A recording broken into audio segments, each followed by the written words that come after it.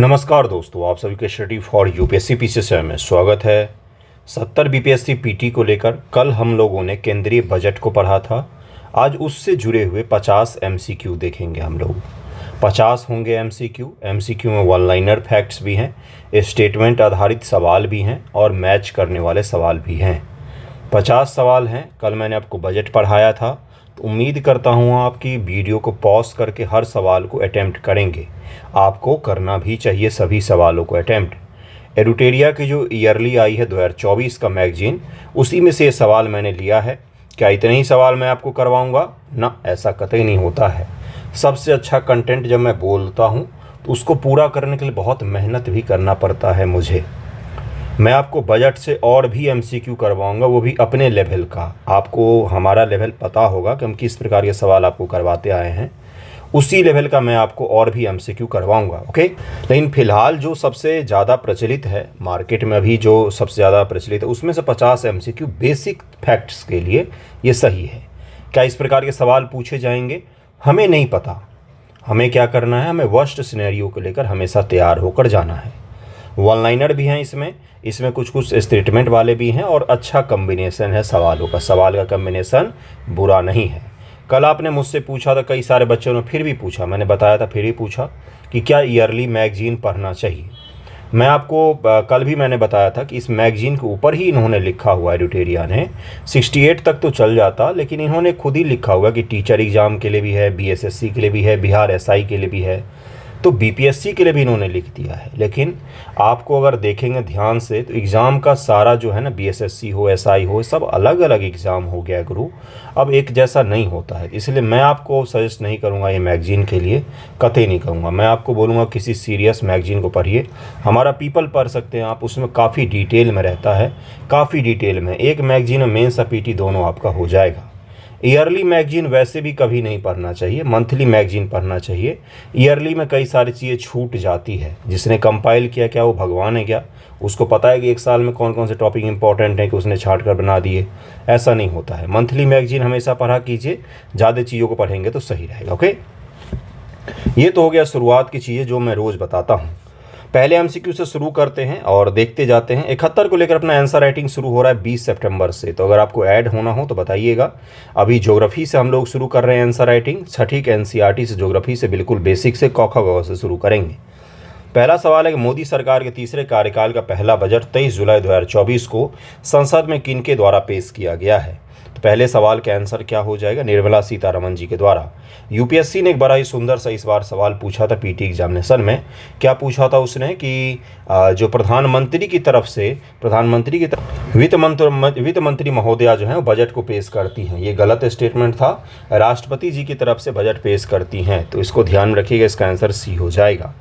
केंद्रीय बजट 24-25 में विकसित भारत लक्ष्य का रोड मैप हेतु कितने मुख्य जातियों पर ध्यान केंद्रित किया गया है? कल मैंने आपको बताया था कि गरीब, युवा, महिला और अन्नदाता यानी कि किसान, ये 4 जातियां प्रधानमंत्री जी ने बताया था। और इसका आंसर क्या हो जाएगा? 4 जातियों पर ध्यान केंद्रित किया गया। चारों के नाम भी याद रखिएगा। केंद्रीय बजट 24-25 से विकसित भारत लक्ष्य का रोड मैप हेतु मुख्यतः किन जातियों पर ध्यान केंद्रित किया गया है? तो गरीब, महिलाएं, युवा, अन्नदाता, इन चारों ही हैं, चारों ही हो जाएंगे। विकसित भारत के लिए केंद्रीय बजट 24-25 में कितनी प्राथमिकताएं निर्धारित की गई हैं? कल याद कीजिए, मैंने आपको 9 के 9 प्राथमिकता याद करवाए कि भाई 9 प्राथमिकताएं हो जाएंगी। 9 प्राथमिकता भी आपको ध्यान में होना चाहिए। एक मैंने समझाया था कि अनुसंधान और विकास इस बार की प्राथमिकताओं में रखा गया है। ये बहुत ही अच्छा काम किया है भारत सरकार ने। मैं हमको सारा कुछ समझाया था। कभी भी सरकार विरोधी मत होइएगा। अगर आप तैयारी कर रहे हो तो क्रिटिसिज्म कभी भी सरकार का आंसर राइटिंग में, बोलने में या इस तरह की चीज़ों में मत कीजिएगा, बचिएगा थोड़ा सा। मैं टीचर हूं तो मुझे थोड़ी सी छूट मिल जाती है, लेकिन आप लोगों से उम्मीद करता हूं कभी भी मत कीजिएगा। राइटिंग में तो कभी मत कीजिएगा, उत्तर लेखन में, ठीक है? ये गलत इम्पैक्ट डालेगा, न राज्य का न केंद्र का। अगला सवाल है कि निर्मला सीतारमण जी द्वारा केंद्रीय बजट 24-25 संसद पेश किया गया, यह इनके द्वारा संसद पेश किया गया कौन सा बजट था? तो 5 का आंसर क्या हो जाएगा? 5 का आंसर हो जाएगा सी, 7वां बजट था। महिला वित्त मंत्री जी के रूप में इनका 7 साल से महिला वित्त मंत्री हैं, आप समझ सकते हैं। भारत सरकार द्वारा वित्तीय वर्ष 24-25 के लिए कितनी धनराशि का बजट पेश किया गया है? बहुत ही शानदार सा सवाल, छठा, और आप भूल गए होंगे जैसा उम्मीद है मुझे। 48.21 लाख करोड़ रुपए का भारत सरकार का बजट है। 48.21 लाख करोड़ रुपया भारत सरकार द्वारा वित्तीय वर्ष 24-25 का बजट पिछले वर्ष की तुलना में कितने करोड़ रुपए अधिक है? ये भी मैंने आपको पढ़ाया था, आपका रिवीजन हो जाएगा फैक्ट्स का बंधुओं। इसका आंसर हो जाएगा सी, 3.18 लाख करोड़ रुपया पिछली बार से ज़्यादा है। केंद्रीय बजट 24-25 भारत के लिए निम्न में से कौन सी प्राथमिकता शामिल है? 9 प्राथमिकताएं मैंने आपको समझाया था। 8 का आंसर हो जाएगा डी। ये सभी की सभी प्राथमिकताएं शामिल हैं, एक बार दोहराइएगा मेरे साथ में। कृषि उत्पादकता और अनुकूलता यानी कि एग्रीकल्चर, रोजगार, इंक्लूसिव डेवलपमेंट, इंक्लूसिव मानव संसाधन विकास और सामाजिक न्याय, बिहार से संबंधित योजनाएं इसी में शामिल थी। विनिर्माण और सेवाएं, शहरी विकास, ऊर्जा सुरक्षा, अवसंरचना, नवप्रवर्तन, अनुसंधान और विकास, इनोवेशन, रिसर्च एंड डेवलपमेंट, अगली पीढ़ी में सुधार, ये 9 प्राथमिकताएं हैं। 9 आपको याद होना चाहिए। जब मैं बोल रहा हूँ याद, मतलब कि बिल्कुल याद, रट्टा मार लेना है 9 प्राथमिकताओं को। फिर आप एग्ज़ाम के बाद बोलेंगे मुझे कि सर बजट में से तो पूछा ही नहीं, तो मुझे क्या सपने आ रहे हैं क्या? मैं आपको बोल रहा हूँ बार बार, अगर पूछ लेगा तो है, हो गया भाई, सॉल्व कर लिया। नहीं पूछा तो कोई ख़राब थोड़ी ना करेगा याद करने पर, कोई पेट खराब हो जाएगा क्या याद करने से? ऐसा थोड़ी ना होता है, तो इसलिए याद कर लीजिएगा। केंद्रीय बजट 24-25 के अनुसार अगले 2 वर्षों में कितने किसानों को प्राकृतिक खेती से जोड़ा जाएगा? नेचुरल फार्मिंग से कितने किसानों को जोड़ा जाएगा? 9 का उत्तर क्या हो जाएगा? इसका आंसर हो जाएगा ए, 1 करोड़ किसानों को जोड़ने की बात की गई है नेचुरल फार्मिंग से। प्राकृतिक कृषि क्या होता है? अगर मैं सवाल बनाता तो मैं यहाँ पर डालता 3 स्टेटमेंट। पहला डालता कि भाई प्राकृतिक कृषि किसको कहा जाता है। दूसरा डालता कितने सारे जो मंत्रालय के द्वारा रुपए खर्च किए जा रहे हैं। तीसरा स्टेटमेंट डालता कि भाई कितने किसानों को जोड़ा जाएगा। बनेगा आपके लिए सवाल, इस तरह का बनाऊंगा मैं, चिंता मत कीजिए। लेकिन आपको समझ में आना चाहिए प्राकृतिक खेती का मतलब होता है नेचुरल जो चीज़ उपलब्ध है, केमिकल बिना उसका ही उपयोग करके कृषि करना, इसी को नेचुरल फार्मिंग सबसे सामान्य भाषा में इसी को कहा जाता है। ठीक है। केंद्रीय बजट 24-25 के अनुसार प्राकृतिक कृषि हेतु कितनी आवश्यकता आधारित जैव आदान संसाधन केंद्र स्थापित किए जाएंगे? देश भर में आपको समझाया था कि बहुत सारे केंद्र बनाए जाएंगे। 10 का उत्तर क्या हो जाएगा? बी हो जाएगा, 10,000 केंद्र स्थापित किए जाएंगे। केंद्रीय बजट 24-25 के अनुसार निम्न में कौन सा कथन सत्य है? अब जरा इसमें से सत्य कथन को पहचानिए। आ गया स्टेटमेंट वाला।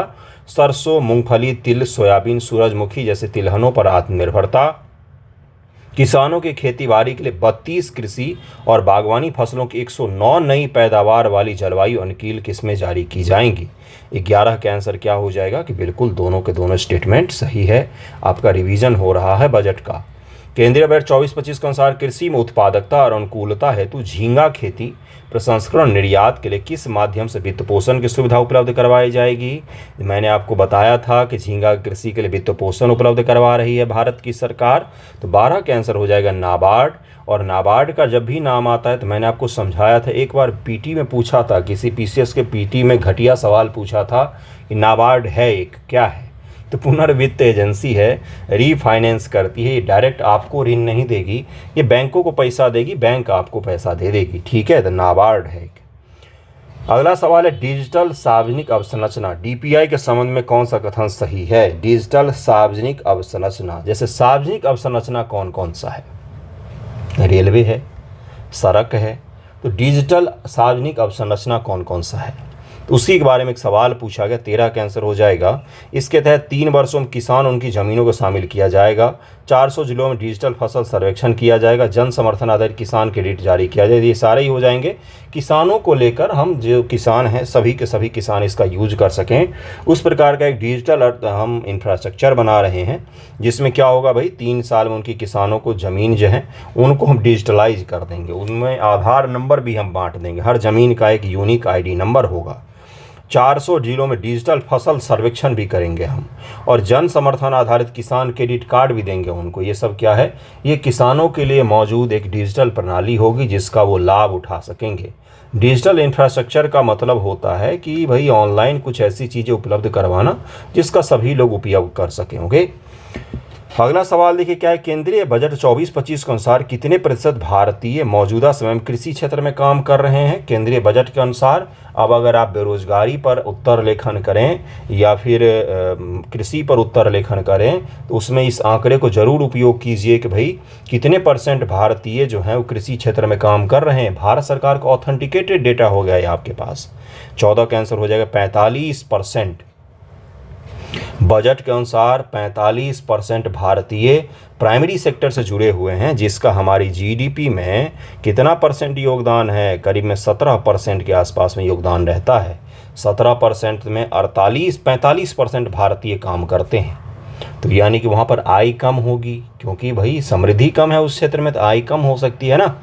केंद्रीय बजट 24-25 के अनुसार देश की जीडीपी में कृषि क्षेत्र का कितना योगदान है। आगे अगला ही सवाल 15 का उत्तर क्या हो जाएगा बंधुओं, इसका आंसर हो जाएगा 18.1%। यानी कि 100 रुपये का अपना जीडीपी है, ग्रॉस डोमेस्टिक प्रोडक्ट, उसमें 18 रुपया कृषि सेक्टर से आ रहा है। और ये 18 रुपया पर भारत की 45% जनसंख्या निर्भर करती है। भारत की आधी से 5% कम जनसंख्या निर्भर करती है, लगभग में 70 करोड़ लोग। केंद्रीय बजट 24-25 में अगले 5 वर्षों में रोजगार सृजन तथा कौशल प्रशिक्षण हेतु कितने रुपए का आवंटन किया गया है। 16 का आंसर क्या हो जाएगा, रोजगार के लिए 2 लाख करोड़ रुपए खर्च किए जाएंगे। देखते हैं कितने सारे लोगों को रोजगार मिलता है। केंद्रीय बजट 24-25 के अनुसार निम्न में कौन सा कथन सत्य है, जरा सत्य कथन को ढूंढिए। जीवन का मुख्य उद्देश्य क्या है, सत्य कथन को ढूंढना। देश के शिक्षण संस्थानों में उच्चतर शिक्षा हेतु 10 लाख रुपए तक के ऋण के लिए वित्तीय सहायता मिलेगी।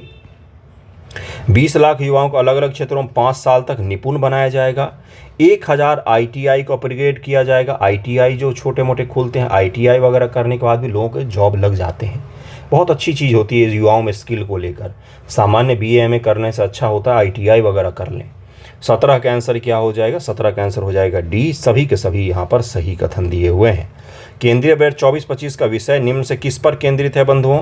विषय क्या था इस बार का, विषय क्या था, थीम मैंने पढ़ाया था, विषय क्या है इस बार का। 18 का आंसर क्या हो जाएगा, डी हो जाएगा। 1 2 3 4 रोजगार, कौशल, एमएसएमई और मध्यम वर्ग, यही तो था ही इस बार का थीम ही यही था बजट का। जब मैंने आपको कंफ्यूज करने के लिए बोला भी था कि हो सकता है आपको दे दे कि हमारा इस बार के बजट का थीम था विकसित भारत @2047 या विकसित भारत @2030 या फिर 5 ट्रिलियन जीडीपी @2030। इस प्रकार के थीम आपको एग्जाम में कंफ्यूज करने के लिए दे सकता है, तो ध्यान में रखिएगा। रोजगार, कौशल, एमएसएमई और मध्यम वर्ग, यही था इस बार का थीम। पूर्वोदय योजना की चर्चा केंद्रीय बजट 24-25 में किया गया। यह निम्न के किस राज्य को कवर करेगा। पूर्वोदय योजना के बारे में आपसे सवाल किस प्रकार से एग्जाम में पूछा जाएगा। ये तो सही है, इसमें तो सारे ही आएंगे, ये तो कल आपको याद होगा। पूरब के राज्य जो हैं उनसे जुड़े हुए चीज़ों का इस बार विशेष ध्यान रखा गया है, इसीलिए उसको पूर्वोदय कह दिया गया। लेकिन आपसे एग्जाम में किस प्रकार से पूछा जाएगा, पूर्वोदय योजना निम्न से किन किन से संबंधित है। एक तो ऑप्शन में ये सब रहेगा, उसका से नॉर्थ ईस्ट का दे सकता है, बंगाल का दे सकता है, या फिर दे सकता है SC ST के उदय से जुड़ा हुआ है, आरक्षण से बनाने से जुड़ा हुआ है। इस प्रकार का ऑप्शन आपसे कंफ्यूजन के लिए दे सकता है। तो इनमें से सभी हो जाएगा, बिहार, झारखंड, पश्चिम बंगाल, आंध्र प्रदेश, इन सभी का जो है उदय करना है। 5वां नहीं होगा, उत्तर प्रदेश नहीं होगा, उत्तर 1 2 3 4 हो जाएंगे। इन चारों राज्यों को लेकर पूर्वोदय योजना को शुरू किया गया है, जिसमें बिहार को लेकर कई सारे एक्सप्रेसवे की घोषणा की गई है। झारखंड और पश्चिम बंगाल और आंध्र प्रदेश को लेकर भी योजनाओं की घोषणा की गई है, जिसमें अमरावती के विकास के लिए 15,000 करोड़ रुपए भी खर्चे किए जाएंगे।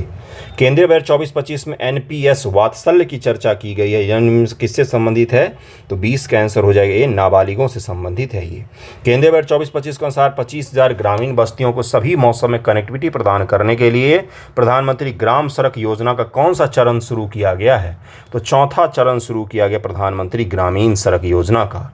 ध्यान रखिएगा, ये हमेशा ऑल वेदर रोड की बात करता है। ऑल वेदर रोड का मतलब गर्मी, ठंडी, बरसात सभी में वो रोड काम करता रहेगा। ऐसा ना हो कि बरसात आया नहीं रोड गायब, तो उस प्रकार का नहीं होना चाहिए। इसका आंसर सी हो जाएगा। केंद्रीय बजट 24-25 की छठी प्राथमिकता ऊर्जा सुरक्षा के तहत PM सूर्य घर मुफ्त बिजली योजना संबंधित नियम से कौन सा प्रावधान किया गया है। मैंने आपको बताया था कि प्रधानमंत्री जी ने जिस दिन चुनाव हुआ, संपन्न हुआ, उसके कुछ दिनों के बाद ही, रिजल्ट के पश्चात ही ये बयान आ गया था कि आने वाले समय में हम सोलर रूफटॉप पर भारी संख्या में खर्चा करने जा रहे हैं। उसी के बाद ये योजना लाएगी। मैं इतना कहानी इसलिए सुनाता हूँ ताकि आपको एग्जाम में कहानी याद रहेगा, फैक्ट नहीं याद रहेगा, है ना। 22 का आंसर क्या हो जाएगा? बी हो जाएगा भाई, केवल दूसरा सही है। हर महीने 300 यूनिट तक मुफ्त बिजली दी जाएगी, है ना। और 1 करोड़ घर हैं, 1 करोड़ घर हैं, इसलिए पहला वाला गलत है, इसलिए पहला गलत है। 22 का आंसर क्या हो जाएगा? इसका आंसर बी हो जाएगा। केंद्रीय बजट 24-25 निम्न से किन वस्तुओं पर सीमा शुल्क को कम किया गया है? तो 23 का आंसर क्या हो जाएगा? डी हो जाएगा। 1, 2, 3 यानी कि सोना, चांदी, प्लेटिनम तीनों पर कम किया गया है। केंद्रीय बजट 24-25 के अनुसार निम्न से कौन सा कथन सत्य है? 24 का आंसर क्या हो जाएगा? इसका आंसर हो जाएगा इनमें से सभी सत्य हैं। सोना चांदी पर सीमा शुल्क घटाकर 6% कर दिया गया है। प्लेटिनम पर सीमा शुल्क घटाकर 6.4% कर दिया गया है। Mobile phone, mobile printed circuit assembly, mobile charger, इन सब पर भी सीमा शुल्क को घटाकर 15% कर दिया गया है। इसका आंसर डी हो जाएगा। अगला सवाल है कि केंद्रीय बजट 24-25 के अनुसार भारत के किस क्षेत्र में इंडिया पोस्ट पेमेंट बैंक की 100 शाखाएं खोली जाएंगी? तो पूर्वोत्तर क्षेत्र में, नॉर्थ ईस्ट का जो भारत है वहां पर IPP India post payment bank जो है उसका शाखा खोला जाएगा। इंडिया पोस्ट पेमेंट बैंक की शुरुआत किस वर्ष में की गई थी, ये आप मुझे बताएंगे। ये आपसे मैंने एक छोटा सा सवाल पूछा है, किस वर्ष की गई थी, ये आप मुझे बताएंगे। इंक्लूसिवनेस को, फाइनेंशियल इंक्लूसिवनेस को बढ़ाने में इस योजना का बहुत बड़ा योगदान माना जाता है। पोस्ट ऑफिस को इसने बैंक में तब्दील कर दिया, ये इसकी खासियत मानी जाती है। भारत में आज भी सबसे बड़ा चेन अगर किसी का मौजूद है तो वो है पोस्ट ऑफिस का। पोस्ट ऑफिस देश में आपको सभी जगहों पर दिख जाएंगी, भले आप पिछड़े से पिछड़े जगह ही चले जाएं, आपको वहाँ पर भी दिख जाएंगी। ओके, इसीलिए इसको शुरू किया गया था ताकि सभी जगहों पर अब बैंक पहुँच जाए। केंद्रीय बजट 24-25 के अनुसार सरकार द्वारा प्रधानमंत्री जनजाति उन्नत ग्राम अभियान शुरू किए जाने की घोषणा की गई। इनमें कुल कितने गांव शामिल होंगे? तो 26 का आंसर क्या हो जाएगा? इसमें 63,000 गांव शामिल होंगे। केंद्रीय बजट 24-25 में तरुण श्रेणी के तहत मुद्रा ऋण की सीमा को मौजूदा 10 लाख से बढ़ाकर कितने लाख किए जाने की घोषणा की गई है? तो तरुण श्रेणी के तहत अब 20 लाख तक का ऋण मिल सकता है मुद्रा योजना के तहत में। 27 का आंसर क्या हो जाएगा? बी हो जाएगा। केंद्रीय बजट 24-25 में से कौन सा कर समाप्त कर दिया गया है बंधुओं? तो 28 का आंसर क्या हो जाएगा? ये हो जाएगा एंजेल टैक्स को समाप्त किया गया है। एंजेल टैक्स किसको कहा जाता है? एंजेल टैक्स का तात्पर्य होता है कि कोई स्टार्टअप है, कोई स्टार्टअप के लिए आपने निवेश किया तो उस निवेश से जो प्राप्त हुआ है स्टार्टअप को, उस पर एक टैक्स लगाया जाता था। सबसे लो मैन की भाषा में समझा रहा हूँ, इसका डिटेल डिफिनेशन देख लेंगे हम लोग, पढ़ाया भी है मैंने एंजेल टैक्स। तो उसी से जुड़ा हुआ टैक्सेशन होता है एंजेल टैक्स। अब इसको ख़त्म इसलिए किया गया ताकि निवेशक इसमें आसानी से निवेश कर सकें और उन पर कोई टैक्स न लगाए, जिससे क्या हो, स्टार्टअप को भारी संख्या में निवेश वगैरह प्राप्त हो। तो इसको एंजल टैक्स कहा जाता है। केंद्रीय बजट 24-25 में विदेशी कंपनियों पर कॉर्पोरेट टैक्स की दर 40% से घटाकर कितना कर दिया गया है? तो 29 का आंसर क्या हो जाएगा? 35% कर दिया गया। अब ये क्या मामला है? इसका मामला क्या है? विदेशी कंपनियों पर टैक्स क्यों कम किया गया है? विदेश की कोई कंपनी है, जैसे मान लीजिए गूगल, वो कॉर्पोरेट टैक्स दे रही थी 40%, यानी कि 100 रुपया कमा रही थी, 40 रुपया जमा कर रही थी। अब देगी कितना? 35%। 5% उनके लिए खरबों में होता है। तो क्यों कम किया भारत सरकार ने? ताकि अगर हम टैक्सेशन थोड़ा सा कम कर देंगे तो बाहर की कंपनियां अगर भारत आना चाहेंगी तो आसानी से आ सकेंगी। हम वियतनाम, चीन, बांग्लादेश, इन देशों में जो कंपनियां काम करें उनको अपने यहाँ पर आकर्षित करना चाहते हैं। इसलिए हम चाहते हैं कि हमेशा हमारे देश में कॉर्पोरेट टैक्स और इस प्रकार के जो विदेशी कंपनियों पर टैक्स लगते हैं वो कम किए जाएं। कुछ साल पहले भारत सरकार ने कॉर्पोरेट टैक्स को देश की कंपनियों के लिए भी 23% कर दिया था, 30% से घटाकर। और वहीं जनता पर टैक्सेशन बढ़ा भी है। तो इसके दोनों पक्ष हैं। एक पक्ष है कि इससे निवेश आएगा, दूसरा पक्ष ये भी है कि इससे असमानता बढ़ती है। जिन कंपनियों को ज़्यादा टैक्स देना चाहिए उनको टैक्सेशन में छूट मिल जाता है और जनता के ऊपर में तरह तरह के टैक्स लगा दिए जाते हैं। तो ये दोनों पक्ष इसका ध्यान में रखिएगा। ये पक्ष कौन सा बोला? तो निवेश आकर्षित करने के लिए। मैं इसको चाहूँ तो फर्र से पढ़ के ख़त्म कर सकता हूँ, बीच में इसलिए समझा रहा हूँ ताकि आपके काम आ जाए। केंद्रीय बजट 24-25 से मानक कटौती प्रावधान के संदर्भ निम्नलिखित कथनों विचार कीजिए। नई कर व्यवस्था चुनने वाले वेतनभोगी कर्मचारियों के लिए मानक कटौती 50,000 से बढ़ाकर 75,000 रुपये हो गई है। पेंशन भोगों के लिए पारिवारिक पेंशन पर मानक कटौती 15,000 रुपये से बढ़ाकर 25,000 रुपये कर दिया गया है। 30 का आंसर क्या हो जाएगा? दोनों कथन यहाँ पर सही दिया हुआ है। आयुष्मान भारत प्रधानमंत्री जन आरोग्य योजना के लिए वित्त वर्ष 24-25 में कितने करोड़ रुपए का बजटीय प्रावधान किया गया है? तो 31 का आंसर हो जाएगा ए, 73,000 करोड़ रुपए का। लेकिन बात यहाँ पर यह है 7300 करोड़ है, 7300 करोड़ है, 7300 करोड़ है, 7300 करोड़ है। लेकिन बात यहाँ पर यह है कि अभी हाल ही में मैंने 2 दिन पहले ही आपको समझाया था कि भारत सरकार ने बोला है कि जिन भी बुजुर्गों की आयु 70 वर्ष से अधिक है वो सभी अब आयुष्मान भारत के पात्र होंगे। नो मैटर उनकी इनकम ज़्यादा हो, इनकम कम हो, उनको वो बीपीएल में आते हों, बीपीएल में नहीं आते हों, हिंदू हो, मुस्लिम हो, सिख हो, ईसाई हो, गरीब हो, ट्रांसजेंडर हो, कोई भी 70 साल से ज़्यादा के हैं वो सब के सब अब आयुष्मान भारत के तहत 5 लाख का उनको बीमा प्रीमियम मिलेगा। केंद्रीय बजट 24-25 में 27 नए शहरों मेट्रो शुरुआत का लक्ष्य रखा गया है। इसके लिए कितने करोड़ रुपए का बजटीय प्रावधान किया गया है? तो 32 का आंसर हो जाएगा क्या? तो बी हो जाएगा 21,336 करोड़। महात्मा गांधी राष्ट्रीय ग्रामीण रोजगार गारंटी योजना के लिए वित्त वर्ष 24-25 में कितने करोड़ रुपए का बजटीय प्रावधान है? इसका आंसर क्या हो जाएगा? 86,000 करोड़ रुपए का मनरेगा के लिए है। प्रधानमंत्री किसान सम्मान निधि के लिए वित्त वर्ष 24-25 में कितने करोड़ रुपए का बजटीय प्रावधान किया गया है? तो ये किया गया है 60,000 करोड़ रुपए के लिए। 60,000 करोड़ रुपए इसमें क्या होता है बंधुओं? तो 6,000 रुपये किसानों को 2-2 हज़ार के 3 किस्त में 2-2 हज़ार की 3 किस्त में किसानों को दिया जाता है। केंद्रीय बजट 24-25 अमृत मिशन के लिए कितना करोड़ रुपए खर्च कर आवंटन किया गया है? तो 35 का आंसर क्या हो जाएगा? 8,000 करोड़ रुपए अमृत मिशन के लिए खर्च किया जाएगा। केंद्रीय बजट के बारे में आपको मैच करना है। रक्षा, ग्रामीण विकास, कृषि और संबंधित कार्यकलाप और शिक्षा। मैंने कल आपसे सीक्वेंस भी लगवाया था कि स्वास्थ्य सबसे अंत में आएगा, उससे ऊपर शिक्षा आएगा, सबसे ऊपर कौन सा था ये भी आप भूल गए होंगे। ज़रा मैच कीजिए इसको। इसका आंसर हो जाएगा ए, 1 का पी। रक्षा के लिए 4,54,000, 2 का क्यू। शिक्षा के लिए 2,65,808। कृषि के लिए क्या हो जाएगा? तो 1,51,851। शिक्षा के लिए 1,25,638। स्वास्थ्य के लिए कितना था भूल गए होंगे। अगला सवाल है कि 24-25 के अनुसार प्रमुख स्कीमों के लिए आवंटन में आपको मैच करना है। अनुसंधान और विकास परियोजना, नाभिकीय ऊर्जा परियोजना, सेमीकंडक्टर विकास और डिस्प्ले विनिर्माण और सौर ऊर्जा के लिए। तो 37 का आंसर क्या हो जाएगा? डी हो जाएगा। यानी कि अनुसंधान और विकास के लिए 1,200 करोड़ रुपये खर्च किए जाएंगे मात्र, है ना।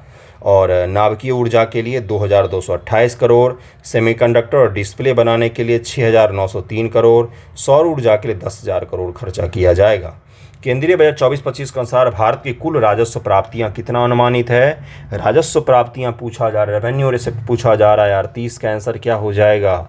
31,29,200 करोड़ रुपये प्राप्त होंगे। 24-25 के अनुसार कुल पूंजीगत प्राप्ति कितना अनुमानित है? कैपिटल से पूछा जा रहा है आपसे। 39 का आंसर हो जाएगा बी, 16,91,312 करोड़ रुपए प्राप्त होंगे। ये सब याद कर लीजिएगा प्लीज़। केंद्रीय बजट 24-25 के अनुसार कुल राजकोषीय घाटा का अनुमान लगाया है कितना? मैंने आपको बताया था कि जितना प्राप्त हुआ और जितना व्यय किया, तो व्यय में से प्राप्त को घटाइए, तो आपका क्या निकल कर आ जाएगा? तो भाई जो निकल कर आएगा वही होता है राजस्व घाटा। केंद्रीय बजट 24-25 के अनुसार कुल राजकोषीय घाटा का अनुमान लगाया गया कितना? तो 40 का आंसर क्या हो जाएगा? ये 16,13,312 रुपये। और उसके बाद मैंने आपको बोला था कि अगर आपके घर से 2,000 रुपये कम आ रहे हैं, जैसे मान लीजिए आपके घर से 10,000 आ रहा है, खर्चा हो गया आपका 12,000, तो सबसे पहले आप ऋण किससे लेंगे? अपने रूममेट से लेंगे, अपने दोस्त महिमों से लेंगे, अपना जो सर्कल होगा आपका। अगर उसमें ऋण उपलब्ध नहीं होगा तो फिर आप बाहरी किसी से मदद लेंगे, है ना। तो यही तो होता है देश के साथ भी। सबसे पहले हम आंतरिक ऋण ज़्यादा लेते हैं, और ये आंतरिक ऋण वाला स्टेटमेंट बीपीएससी 69 के एग्जाम में पूछा गया था, इसीलिए मैंने आपको समझाया था। ओके, ये जो 16,13,312 करोड़ रुपये ये भारत सरकार को ऋण लेकर पूरा करना पड़ेगा। केंद्रीय बजट 24-25 के अनुसार प्राथमिक घाटा का अनुमान कितना लगाया गया है? 41 का आंसर सभी को पता होगा, 4,50,372 करोड़ रुपए लगाया गया है। केंद्रीय बजट 24-25 के अनुसार कुल राजस्व घाटा का अनुमान कितना लगाया गया है? तो 42 का आंसर हो जाएगा ए, 5,80,201 करोड़ रुपए का लगाया गया। केंद्रीय बजट 24-25 के अनुसार कुल प्रभावी राजस्व घाटा का अनुमान कितना लगाया गया है? तो 43 का आंसर हो जाएगा ए, 1,89,423 करोड़ रुपए का लगाया गया अनुमान। ओके, अगला सवाल है बंधुओं कि केंद्रीय बजट 24-25 के अनुसार भारत का कुल राजस्व व्यय अनुमानित है कितना? 44 का आंसर हो जाएगा ए, 37 लाख 9,401 करोड़ रुपए, अंक बड़े बड़े हैं ना। 37,09,401 करोड़ रुपए का राजस्व व्यय भारत सरकार का अनुमानित है। आप समझ सकते कितना रुपया है। एक अंबानी जी छोड़िए, अडानी जी भी साथ में आ जाएंगे, कितना व्यय है भारत सरकार का। केंद्रीय बजट 24-25 के अनुसार भारत का कुल पूंजीगत व्यय अनुमानित है कितना। पूंजीगत व्यय बड़ा आसान था याद करना, मैंने आपको याद करवाया था कि भाई 11,11,11,111 करोड़ रुपए मैंने आपको याद करवाया था, याद कीजिए। इसका अगला सवाल है कि केंद्रीय बजट 24-25 के अनुसार निम्न से कौन सा कथन सत्य है, ये आपसे पूछा गया है। तो राजकोषीय घाटा जीडीपी का 4.5% अनुमानित है, बिल्कुल सही है। राजस्व घाटा 1.8% है, प्राथमिक घाटा 1.4% रहेगा और प्रभावी राजस्व घाटा 0.6% अनुमानित है। सभी के सभी सही हो जाएंगे। बिहार के विकास परियोजना के लिए केंद्र सरकार द्वारा आम बजट 24-25 के तहत कितनी धनराशि की घोषणा की गई है, तो इसका आंसर हो जाएगा ए 59,409 करोड़ रुपए।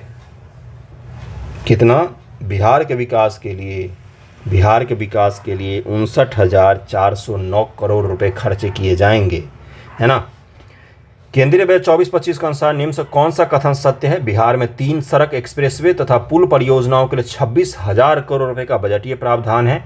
कृपया अगर 3 सड़क और एक्सप्रेसवे अगर आपको याद हो तो कमेंट करके मुझे बताइएगा, आप जीवन में कभी नहीं भूल पाएंगे उसको अगर आपने एक बार लिख लिया तो। बिहार में बिजली परियोजनाओं के लिए 21,400 करोड़ रुपए का बजटीय प्रावधान है। और पीरपैंती वाला याद भागलपुर में जगह सभी लोगों ने बताया भी कमेंट करके। 48 का आंसर हो जाएगा सी, दोनों कथन सही है। केंद्रीय बजट 24-25 के तहत बिहार में 3 नए कॉरिडोर का निर्माण किया जाएगा। निम्न से कौन सा कॉरिडोर उसमें शामिल नहीं है, कौन सा कॉरिडोर शामिल नहीं है, तो 49 का आंसर हो जाएगा D, Kosi Mechi link corridor नहीं। ये कॉरिडोर नहीं, ये नदी जोड़ो परियोजना है और ग्रीनफील्ड परियोजना है। कोई पेड़ पौधे और इन सब चीज़ की भी नुकसान नहीं होगा और बिल्कुल नई परियोजना है ये, ठीक है, इसलिए भी ग्रीनफील्ड इसको कहा गया है।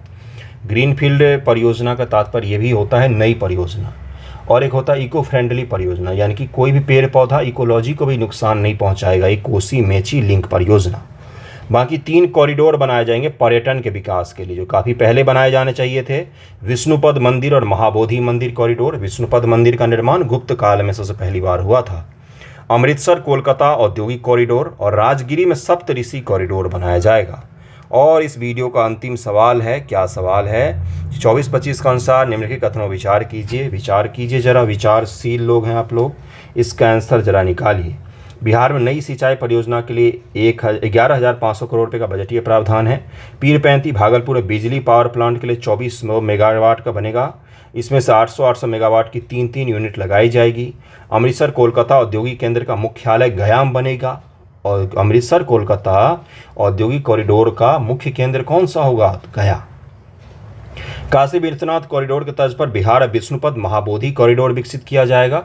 50 का आंसर हो जाएगा। सारे कथन यहाँ पर सत्य हैं, जीवन सत्य है। चलिए, ये आखिरी सवाल था इसका।